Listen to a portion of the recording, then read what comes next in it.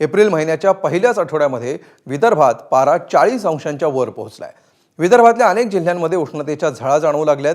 आज अकोला जिल्ह्यामध्ये सर्वाधिक 44.2 अंश सेल्सिअस तापमानाची नोंद झाली आहे, तर इतर जिल्ह्यांमध्ये कमाल तापमान 40 अंशांच्याही वर पोहोचलंय। एप्रिल महिन्याच्या पहिल्याच आठवड्यामध्ये तापमानाने नवे रेकॉर्ड करायला सुरुवात केली आहे। 42 आणि अकोल्यामध्ये तर 44.2 अंश सेल्सिअस तापमान नोंदवलं गेलेलं आहे।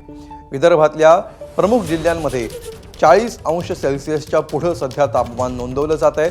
कुठे 42 अंश सेल्सिअस तर कुठे 44 अंशांपर्यंत हे तापमान गेलेलं आहे। त्यामुळे यंदाचा उन्हाळा कडक असणार याचे संकेत एप्रिल महिन्याच्या पहिल्या आठवड्यापासूनच मिळायला सुरुवात झाली। तर विदर्भातल्या या वाढत्या तापमानाविषयी अधिक जाणून घेऊयात आमचे प्रतिनिधी तुषार कोहळेंकडून। तुषार,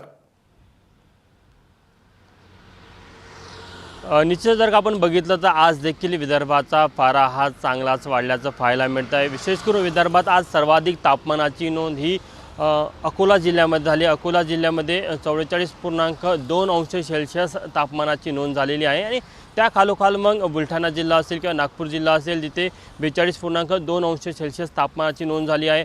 अकोला ज्या प्रकारे तापत आहे त्या प्रकारेच आज नागपूर वेधशाळेंची माहिती दिली की पुढच्या 1 ते 2 दिवसामध्ये विशेष करून पश्चिम विदर्भातील जिल्ह्यांमध्ये उष्णतेची लाट येण्याची शक्यता आहे। त्यामुळे निश्चितच नागरिकांनी या संपूर्ण गोष्टीला घेऊन खबरदारी घेण्याची गरज प्रशासनाकडून देखील व्यक्त केली जात आहे। तशा प्रकारच्या सूचना त्या जिल्ह्याच्या जिल्हाधिकाऱ्यांनी देखील काढलेल्या आहे। जर का आपण उर्वरित विदर्भाचा विचार करायचं झालं तर वाशिमचं तापमान हे 41 अंश सेल्सिअस नोंदवलं गेलेलं आहे। गोंदियाचं तापमान देखील आपल्याला पाहायला मिळतं की गोंदियाचं तापमान देखील 40.4 अंश सेल्सिअस नोंदवलं गेलं। अमरावतीचं तापमान देखील 41 अंश सेल्सिअस नोंदवलं गेलं। तर बऱ्यापैकी आता विदर्भामध्ये उष्णतेचा जो लाट म्हणावी लागेल किंवा उष्णतेचा जो तापमानाचा पारा आहे तो चढता दराने पाहायला मिळत आहे। विशेष करून नागपूर वेधशाळेंची माहिती दिलेली आहे की विशेष करून उत्तर आणि पश्चिम मध्य दिशेकडनं येणारे जे वारे आहे, विशेष करून गुजरात आणि राजस्थानकडून येणारे जे वारे आहे ते उष्ण आणि कडक आहे।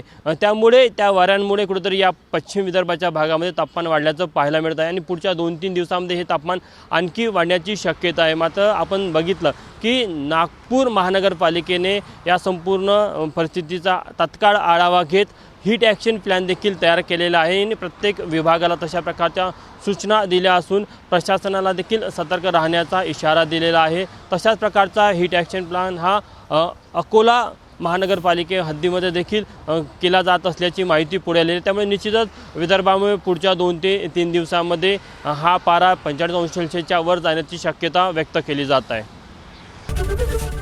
एबीपी माझा, उघडा डोळे बघा नीट।